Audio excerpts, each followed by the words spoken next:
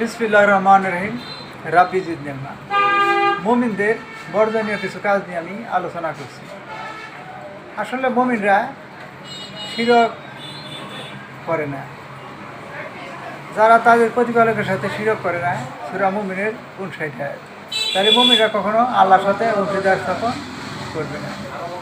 রাগ দমন করা, মুমিনরা রাগ দমন করবে। যখন তারা ক্রোধান্বিত হয় তখন ক্ষমা করে দেয়। সূরা 37 আয়াত। অপব্যয় না করা, একজন মুমিন অপব্যয় করবে না।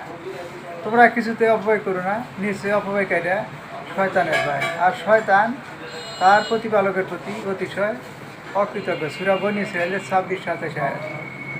গান বাজনা থেকে দূরে থাকা, একজন মুমিন কখনো গান বাজনায় যাবে না।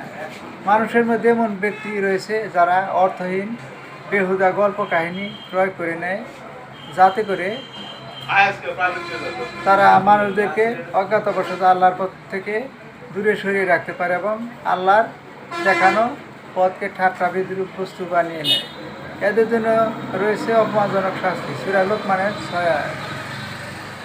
আর মুমিনরা কখনো চাঁদাবাজি, ধোঁকাবাজি, চালবাজি, প্রতারণা করতে পারে না।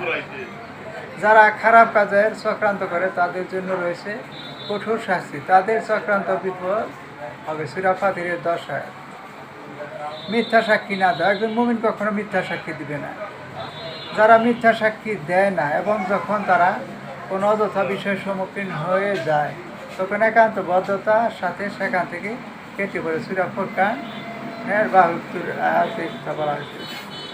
পাপিষ্ঠদের প্রতি আকৃষ্টি না হওয়া, একজন মুমিন কখনো পাপিষ্ঠদের প্রতি আকৃষ্ট হবে না। যারা জুলুম করেছে তোমরা তাদের প্রতি ঝুঁকে পড়ো না, তাদের জাহান্নামের অগ্নি তোমাদেরকে স্পর্শ করবে, তখন আল্লাহ ব্যতীত তোমাদের কোনো অভিভাবক থাকবে না এবং তোমাদেরকে কোনো সাহায্য করা হবে না। সূরা হুদের 113 আয়াত।